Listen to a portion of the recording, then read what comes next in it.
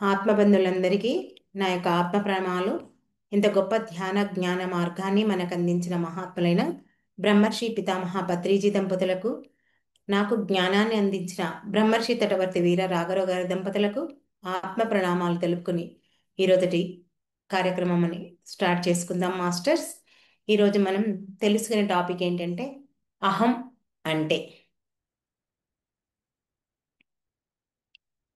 మరి మనం ఏం చేస్తున్నా, ఏ రంగంలో ఉన్నా, అంటే అది ఒక క్రీడా రంగం అనుకోండి, ఒక సంగీత రంగం అనుకోండి, లేదా ఒక వ్యాపారం అనుకోండి, ఉద్యోగం అనుకోండి, లేదా ఇంట్లో పనులు అనుకోండి, ఇలా ఏ పనులు చేస్తున్నా, ఒకవేళ ఇక్కడ స్త్రీ అయినా పురుషుడైనా, తర్వాత మనం ఏది నేర్చుకుంటున్నా, ఇప్పుడు మనం ఉన్నాం ధ్యానం చేస్తుంటాం, ఇక్కడ సాధనలో కూడా ఎంత సాధన చేసినా, ఎంత ఎదిగినా ఏం చేస్తున్నామంటే కొంచెం అహంకారాన్ని ఎంతో కొంత, ఇక్కడ నేను ఇది నేర్చుకుంటున్నా, నేను ఇది చేస్తున్నా, నాకే ఇంత వస్తుంది, నాకే ఇంత జ్ఞానం ఉంది, నేనే ఉత్తీర్ణత పొందుతున్నాను, ఇలా రకరకాలుగా మనం మనలో అహాన్ని పెంచుకుంటున్నాం. మరి ఈ అహం శారీరకంగా ఉంటుంది, మానసికంగా ఉంటుంది. మరి వీటిని ఎలా పోగొట్టుకోవాలి, ఎలా పోతాయి అంటే ఇక్కడ ఒకటే గుర్తుపెట్టుకోవాలి. నేను శరీరము కాదు, మనసు కాదు, నేను ఆత్మను అని ఎప్పుడైతే తెలుసుకుంటావో అప్పుడే ఈ అహాన్ని నీవు పోగొట్టుకోవడానికి అవకాశం ఉంటుంది. మరి ఈ అహం అనేది అందరికీ ఒకేలాగా ఉంటుందా అని మనం ఆలోచిస్తే ఒక్కొక్కరికి ఒక్కొక్క రకంగా ఉంటుంది, అందరికీ ఒకేలాగా ఉండదు. మరి ఒకేలాగా కూడా అర్థం అవ్వదు. అసలు అహం అంటే అర్థం ఏంటి అని మనం ఒకసారి ప్రశ్నించుకుంటే, ఈ అహంకారాన్ని, అహంను గర్వమని కూడా అంటారు. అహం అంటే గర్వం అని ఒక అర్థము, నేను మేను అని ఒక అర్థం. చూడండి, ఒక చిన్న ఎగ్జాంపుల్ తీసుకుందాం. ఇప్పుడు ఒక పాము ఉంది, ఆ పాము చనిపోయి అక్కడ పడి ఉంది. కానీ చూసిన వెంటనే ఏమనిపిస్తుంది, అబ్బో పాము పాము పాము అని మనం భయపడతాం కదా. అది చనిపోయినట్లు మనకు తెలుస్తుందా? తెలియదు. కాసేపు పరీక్షిస్తేనే కానీ అది చనిపోయింది అనుకుంటాం, లేదంటే అది కదిలినట్లు మనకు అనిపిస్తుంది. కానీ అందులో అసలు జీవం లేదు, అది కాసేపటి తర్వాత మనం గుర్తిస్తాం. అలాగే అహం కూడా, అంటే మానవునిలో అహం కూడా, ఈ అహం అనేది మనం మనకు సృష్టించుకున్నది, నేను అనే భావనతో మనం సృష్టించుకున్నాం అంతే తప్ప అక్కడ అహం లేదు. అక్కడ ఉన్నది ఆత్మ ఒక్కటే. ఇక్కడ ఇవన్నీ మనం జ్ఞానం పొందితేనే మనకు తెలుస్తుంది. మరి ఈ అహంకారం, అహం అనేది, ఈ యొక్క అర్థాలు ఎవరికి తెలుస్తాయి, ఎలా తెలుస్తాయి అంటే ఒక్కొక్కరికి ఒక విధంగా అనుకున్నాం కదా. తమో గుణంలో ఉన్నవారికి ఒక రకంగా అర్థమవుతుంది, రజోగుణంలో ఉన్నవారికి ఒక అర్థం అవుతుంది, సాత్విక గుణంలో ఉన్నవారికి ఒక రకంగా అర్థం అవుతుంది. మరి ఇంకా లోతు అర్థాలు ఎవరికి తెలుస్తాయి అంటే ధ్యాన మార్గంలోకి వచ్చి ఎవరైతే ఈ జ్ఞానాన్ని పొందుతుంటారో వాళ్ళకి మాత్రమే ఈ లోతు అర్థాలు తెలుస్తాయి. మరి అహం అనుకుంటాం, ఈ అహము ఏమంటారు, శారీరకంగా అహం ఉంటుంది, మానసికంగా అహం ఉంటుంది. రెండు రకాలని చెప్పుకున్నాం కదా. మనం మొదట శారీరక అహం గురించి తెలుసుకుందాం. చూడండి, శారీరకంగా మనం ఏం చేస్తాం, ఏదైనా ఒక పని చేస్తాం, అంటే అది మన ఇంట్లో వాళ్ళకే ఉండొచ్చు, మన ఇంటి కుటుంబ సభ్యులకే ఉండొచ్చు. అది మన భర్త కావచ్చు, పిల్లలు కావచ్చు, అత్తమామ కావచ్చు, మన ఇంట్లో వాళ్ళకే. ఎంతో మన శరీరాన్ని కష్టపెట్టి పని చేస్తాం. ఆ? అవును కదా. చేసినప్పుడు ఏమనుకుంటాం? నేను ఇంత పని చేస్తున్నాను అనుకుంటాం కదా. మరి చేస్తున్నాం, చేసేటప్పుడు బాగానే చేస్తున్నాం, ప్రేమతోనే చేస్తాం. చేసిన తర్వాత అవతల వాళ్ళు, మన కుటుంబ సభ్యులు మనం చేసిన కష్టాన్ని గుర్తించకపోయినా, నువ్వు ఇంత బాగా చేసి పెట్టావు అనకపోయినా, మనకు అప్పుడు ఏమొస్తుంది? నేను ఇంత కష్టపడి పని చేసినా, మీకోసము ఇంత సమయాన్ని కేటాయించిన, కనీసం బాగుందనలేదు, నువ్వు ఇంత చేశావు అనలేదు అనే ఒక అహం మనలో బయలుదేరుతుంది కదా. అంటాం, కనీసం నేను ఇంత కష్టపడి చేసిన దానికి బాగా చేసావంటే నాకు ఎంత బాగుంటుండే.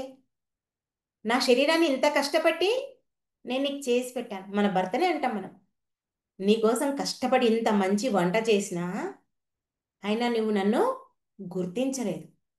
పైగా మళ్ళీ ఏదో ఉప్పు తక్కువ ఉందో, కారం తక్కువ ఉందో అంటావు. నేను ఉదయం నుంచి నీకోసం కష్టపడి చేసిన, ఇక్కడ ఎక్కడొచ్చింది అహం?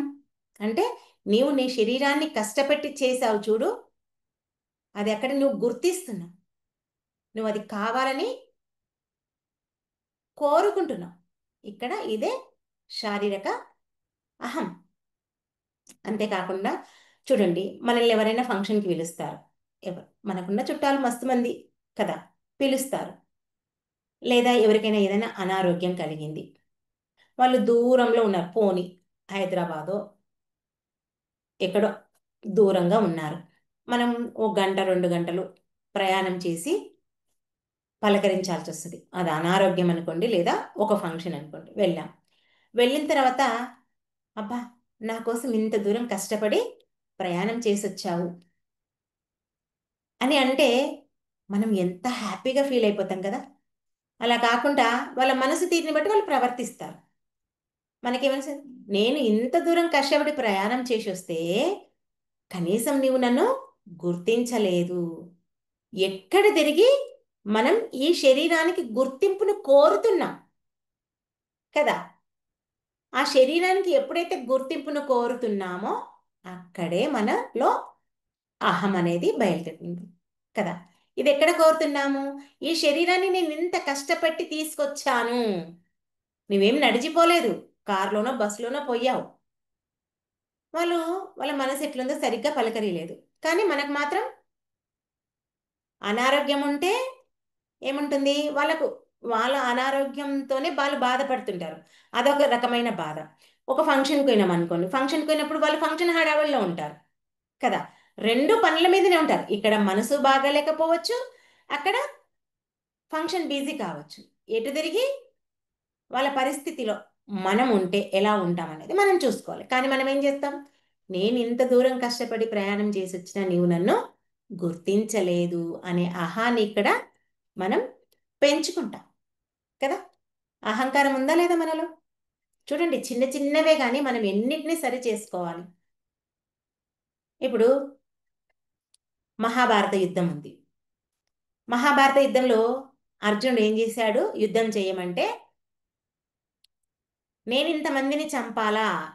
అంతా కనిపిస్తున్నారు తన వాళ్ళే అని తెలుస్తుంది, కానీ నేను అనేది ఒకటి ఆయనకు వచ్చేసింది. నేను, నా వల్ల నేను ఇంతమంది చనిపోవాలి, నేను అనేది అక్కడ ఆయనకు గుర్తింపు. అంటే ఆయనకు అహం కాదులే పాపం, కానీ కొంచెం నేను అనేది వచ్చేసింది. ఆ నేను అనేది ఎప్పుడైతే వచ్చిందో శ్రీకృష్ణ భగవాన్ ఏం చేసిండు? నానా, ఇక్కడ నువ్వేమి చేయాల్సిన అవసరం లేదు, కేవలం విల్లు పెట్టు, మిగతా అంతా నేను చూసుకుంటా. ఆల్రెడీ చచ్చిపోయే ఉన్నవారు వాళ్ళు, ఇంకా నువ్వేం చంపుతావు?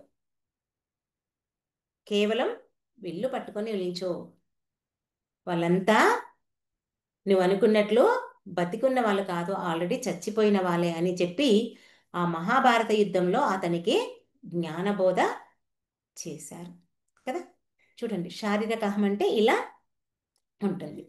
మరి చూడండి, దీనికి ఒక చిన్న ఎగ్జాంపుల్ చెప్పుకుందాం. ఇప్పుడు ఒక నది ఉంది. ఒక సముద్రం ఉంది. నదులన్నీ పోయి ఎక్కడ కలుస్తాయి అంటే సముద్రంలో కలుస్తాయి. సముద్రంలో కలిసినప్పుడు ఆ నదిని సముద్రాన్ని వేరు చేయగలుగుతామా మనం? ఆ శక్తి మనకుందా? లేదు కదా. అట్లాగే ఆ పరమాత్ముడు రూపంలోనే నువ్వు ఈ మానవ జన్మ తీసుకొని భూమి మీదకి వచ్చావు కదా. నేను జీవుణ్ణి అని తెలుసు నీకు, నేను మానవుని అని తెలుసు. ఎప్పుడైతే నువ్వు ఈ మార్గంలోకి వచ్చి ఆధ్యాత్మిక మార్గంలో వచ్చి జీవుణ్ణి కాదు, నేను పరమాత్మలోని భాగము అని ఎప్పుడైతే తెలుసుకుంటావో, నేనే కాదు నా చుట్టూ ఉన్న వాళ్ళంతా కూడా పరమాత్మలే అని ఎప్పుడైతే గుర్తిస్తావో, నీవు నేను వేరు వేరు అనేది చేయడానికి అవకాశం ఉందా? లేదు కదా. అవకాశం లేదు. ఆ నది సముద్రంలో కలిసిపోయినప్పుడు నదిని సముద్రాన్ని ఎలా వేర్పాటు చేయలేమో, ఇక్కడ నేను జీవుణ్ణే అని అనుకున్నప్పుడు నీవు వేరు నేను వేరు. నేను ఎప్పుడైతే పరమాత్మనని నేను గ్రహించానో, నీవు కూడా పరమాత్మవే అనేది ఇక్కడ మనకు వచ్చేసింది. ఇక్కడ ఇంకా మనకు ఇంకా వేరు చేసేది లేదు. అలాగే ఇంకా ఏంటి అంటే, మనకు ఏదైతే మన శరీరానికి బాధ కలుగుతుందో అది ఎదుటి వ్యక్తికి కలగకుండా చూసుకోవాలి. చూస్తే అప్పుడు నీకు ఏమంటావు? అతన్ని గుర్తించినట్లు. అలా కాకుండా నాకేదైతే బాధ కలిగిందో అవతల వ్యక్తికి కూడా కలగాలి అని ఎప్పుడైతే నువ్వు అనుకుంటావో, అది శారీరకంగా నీకు అహంకారం ఉన్నట్లు. అంతే కదా.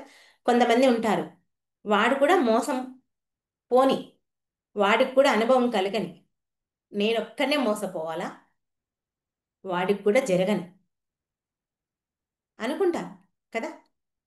అలా ఇప్పుడు చూడండి, ఇది ఇంకా మీకు అర్థం కావాలంటే, ఇప్పుడు ఒక టెంపుల్ చూడడానికో లేదా ఎక్కడైనా ప్రయాణం చేస్తుంటాం. ఆ ప్రయాణం చేసేటప్పుడు ఆ దారి ఆ, ఏమంటారు, రష్తో కూడుకొని ఉంటుంది. వాళ్ళు చుట్టూ తిరిగి ఆ మార్గాన్ని, వాళ్ళు పోయే గమ్యాన్ని చేరుకుంటారు. వాళ్ళకి తెలిసిన వాళ్ళు వెళ్తున్నారనుకో, అది ముందే చెప్పారనుకో, వాళ్ళంతా సేపు ఆ ట్రాఫిక్లో జామ్ కావాల్సిన అవసరం ఉండదు. లేదు, నేను వెయ్యాను వాడు కూడా కావాలి అని ఎప్పుడైతే అనుకుంటావో, అప్పుడు నీలో అహంకారం ఉన్నట్లే. ఎందుకంటే నేను ఇంత కష్టపడి ప్రయాణం చేసిన, వాడెందుకు ఇంత ఈజీగా పోవాలి అనుకునే వాళ్ళు ఉంటారా ఉండరా? ఇవన్నీ శారీరకమైనటువంటి అహంకారాలే. మరి వీటన్నిటిని మనం పోగొట్టుకోవాలి. సరే, అవి ఎట్లా పోగొట్టుకోవాలని మనం చూద్దాం. ఇప్పుడు ఇంకా మానసిక అహం. ఇక్కడ ఈ మానసిక అహం అంటే మనసుకు ఒక భావనతో కలిగేటటువంటి అహం. అంతే కదా. ఈ మనసుకు ఒక భావన కలిగిస్తేనే మానసిక అహం వస్తుంది. ఈ భావన లేకుండా అహం కలుగుతుందా? కలగదు. ఇప్పుడు మనం ఎవరి మీదనైనా ప్రేమ చూపించాము కదా. ప్రేమ చూపించినప్పుడు అవతలి వాళ్ళు కూడా చూపించాలనుకుంటాం. సరే, అది బాగానే ఉంది. ఇప్పుడు మనకంటే ఎక్కువ ప్రేమ వాళ్ళు చూపించినప్పుడు, మనకంటే ఎక్కువ రెట్టింపు ఖర్చు పెట్టినప్పుడు ఏమొస్తుంది మనకు? అరే, నాకంటే ఎక్కువ ప్రేమ చూపించారు వాళ్ళు, నాకంటే ఎక్కువ డబ్బు ఖర్చు పెట్టారు. ఇప్పుడు చూడండి, ఓ ఫంక్షన్ ఉంది. ఫంక్షన్ అయినప్పుడు ఎవరి శక్తానుసారం వాళ్ళు పెడతారు ఖర్చు. కానీ ఈ మనసుకున్న భావన వల్ల ఏం చేస్తాం మనం? వాళ్ళు అంత ఖర్చు పెట్టి చేశారు కదా, నేను అంతకంటే ఎక్కువ ఖర్చు పెట్టి చెయ్యాలి. ఆ భావన నీకు వచ్చేస్తుంది. ఇలా నీకంటే నేను ఎక్కువ ప్రేమ కానీ ఖర్చు కానీ ఏదైనా సరే, నీకంటే నేను ఎక్కువ చెయ్యాలని ఎప్పుడైతే ఈ మనసుకు భావన వస్తుందో, అదే మానసిక అహం. అంతే కదా. ఇంకా వేరే ఏమీ లేదు. మరి ఇంకా మనకు నచ్చిన పనులే చేస్తారు అందరూ కదా. నీకు ఇష్టమైనది నువ్వు చేస్తావు, నాకు ఇష్టమైనది నేను చేస్తా. మరి నాకు నచ్చిందే నువ్వు చేయాలంటే ఎక్కడైనా రూల్ ఉందా? లేదు కదా. మరి అలాంటప్పుడు నాకు నచ్చింది నువ్వు చేసినప్పుడు నాకు నచ్చంది చేశావని నీ మీద నేను కోపం పెంచుకుంటే అక్కడ మానసిక అహం ఉన్నట్లే. అంతే కదా. నీ మనసుకు నువ్వు నచ్చినట్లు నువ్వు చేసావు. ఇది మనసుకు భావన. మనసు భావన వల్లనే మనం ఇక్కడ అహంకారాన్ని పెంచుకుంటున్నాం. లేదులే, ఎవరికి నచ్చింది వాళ్ళు చేశారు అని ఎప్పుడైతే మనం అనుకుంటామో ఇంకా అక్కడ అహంకారం ఉండదు. నేను నీవు అనే భావన వల్లనే ఆ మనసుకు ఒక అహంకారం ఉంటుంది. చూడండి, ఈ అహంకారం ఎట్లుంటదంటే ఒక ఉప్పు బొమ్మ ఉందంట. ఆ ఉప్పు బొమ్మ ఏం చేసిందంట, సముద్రాన్ని కొలవాలని చూసిందంట.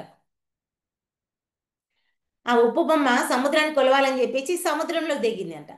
దిగితే అప్పుడు ఉప్పు బొమ్మ ఉంటుందా? ఉండదు కదా, కరిగిపోతుంది కదా.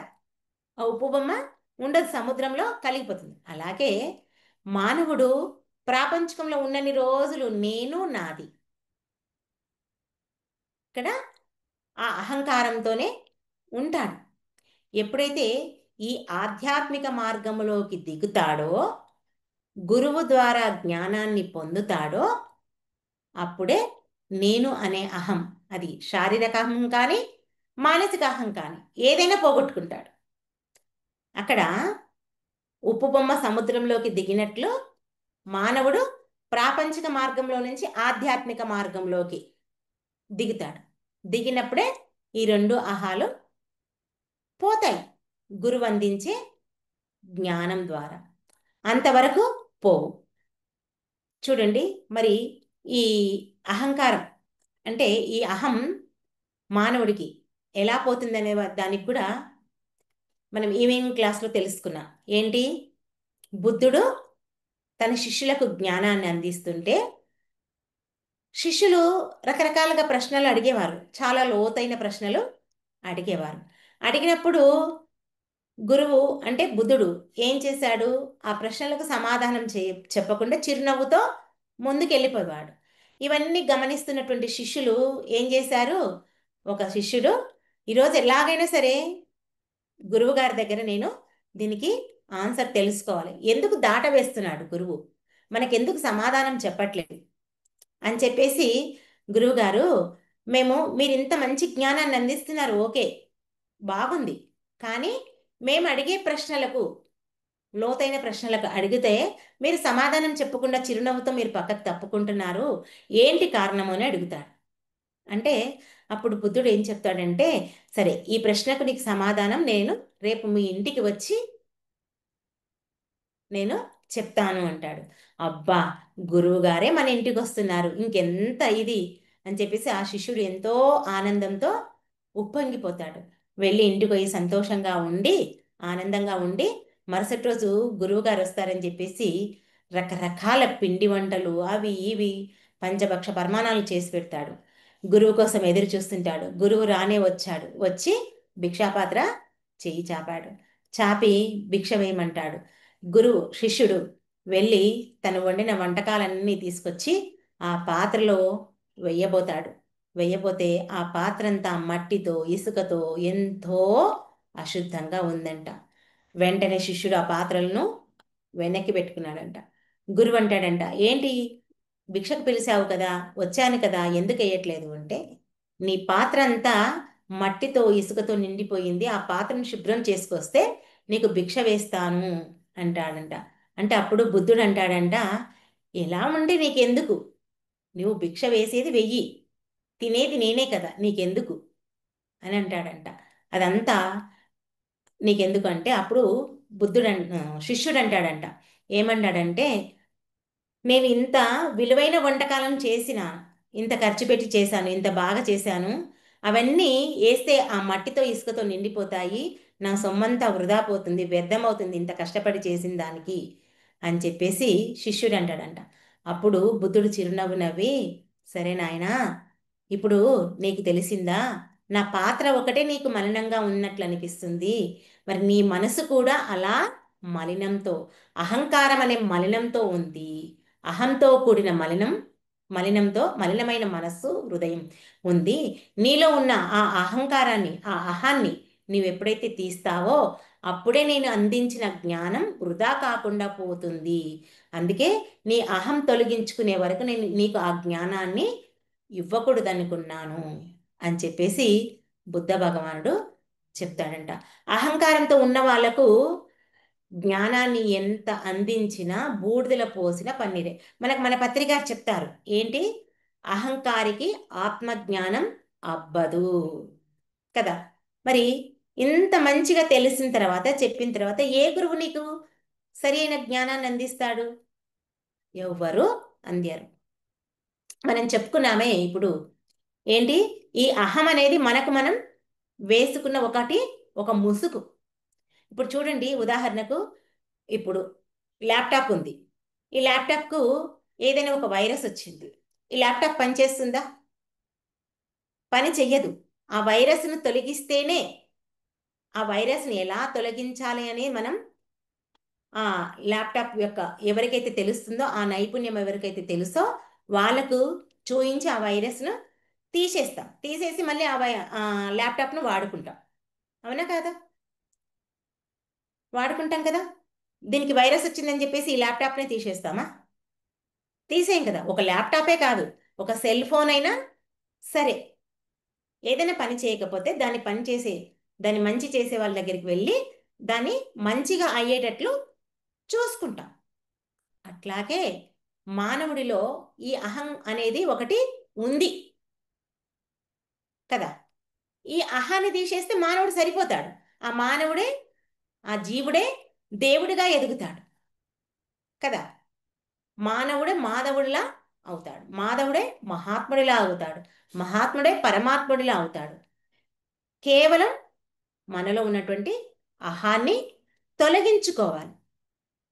ఆ అహం అనే వైరస్ని, మానవుడిలో ఉన్నటువంటి అహం అనే వైరస్ను తొలగించాలి. మరి ఆ అహం అనే వైరస్ని ఎవరు తొలగిస్తారయ్యా అంటే ఒక గురువు వల్లనే సాధ్యమవుతుంది.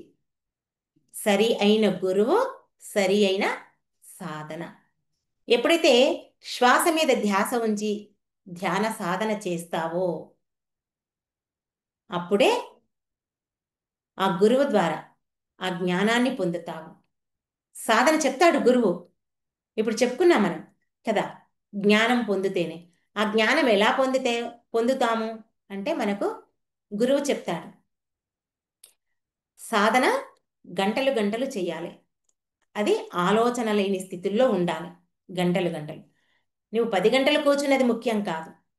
ఒక గంటైనా నీవు ఆలోచన లేని స్థితిలో ఉండగలగాలి. అప్పుడే నీకు మనసు శుద్ధి అవుతుంది, బుద్ధి వికసిస్తుంది, జ్ఞానం ఉదయిస్తుంది. ఎప్పుడైతే జ్ఞానం ఉదయిస్తుందో నీలో అహం అనేది పోతుంది. ఇంతే, సింపుల్. అహం అంటే ఎలా పోగొట్టుకోవాలంటే కేవలం ధ్యాన సాధన ద్వారా మాత్రమే పోతుంది. అంతే. ఓకే ఓకే మాస్టర్స్, ఈ అవకాశం నాకు ఇచ్చినందుకు మీ అందరికీ నా యొక్క కృతజ్ఞతలు. Thank you, thank you, thank you. మరి అందరం ఒక 2 నిమిషాలు ధ్యానంలో కూర్చుందాం. శ్వాసపై ధ్యాస.